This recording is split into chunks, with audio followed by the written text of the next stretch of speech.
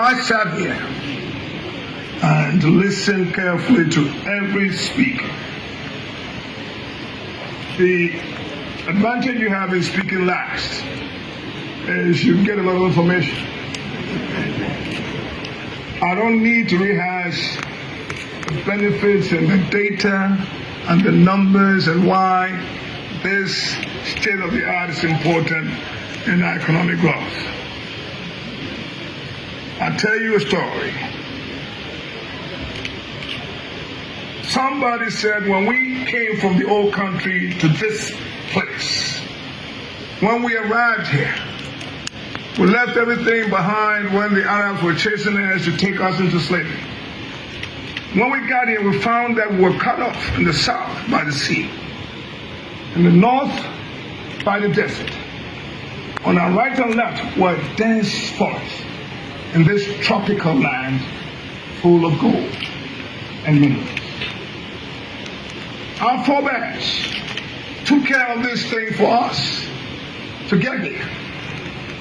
And if you look at the data, we should not be poor. Africa does not need to be poor. We're blessed with more diversity than any other continent. And yet, sadly, we're the poorest. What a pack. And we're poor not because we don't want to get better. We're poor because we were exploited. So when I got here and listened to all the speakers, I just took a big sigh of relief and said, finally, we're here. Like I told you, I just put my speech aside because everything that had to be said, was said. We are doing this thing to improve future generations. 3 things. We need to own our resources.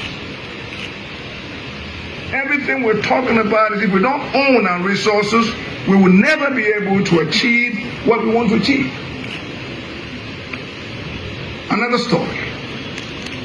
1844, a guy named George Harrison discovered gold in Johannesburg. At the same time, we also had Obuasi. And because, like Vice President said, we went to sleep, they built their gold within Johannesburg. They control their gold within Johannesburg. Many years, 100 years later, Johannesburg has become a major city. Obuasi remains a metropolitan village. Many years since we were blessed, this continent has been rich, and yet we hold the headquarters of poverty right here. That has to be changed. Leadership leads change. And today I am just glad that leaders of our country have found the need to build this. All of us. I grew up in a mining town in Amoatia. Those guys who were singing Appalachians are here are from Takwa. There are people who came from Pristina and other mining areas. Their communities have been devastated over the years. All we're doing here is to make sure that we strengthen our hands when we go to bargain with the World Bank and the IMF. We own this. When we do that, we then begin to negotiate, not out of fear, and we're not going to be fearful to negotiate. We'll have something to stand on. Our bargaining power will increase. Thirdly, I have researched all the miners in the world who go underground to work. I have come to a conclusion that there's something wrong with the arrangements here. Gold has a universal price. If it's 12, if it's an ounce, and it's sold $1,000 here in Ghana, it's the same thing in Canada, it's the same thing in Australia, it's the same thing everywhere.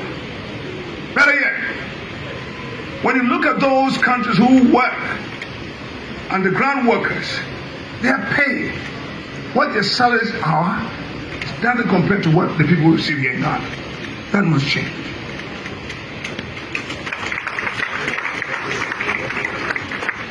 Again, I am from the rural area. We lived in rural Ghana. When this country was built, it was built in a charter of a nation state. We have long behaved like we're a city state. Everything is in Accra. Everything is in Accra, whether you like it or not.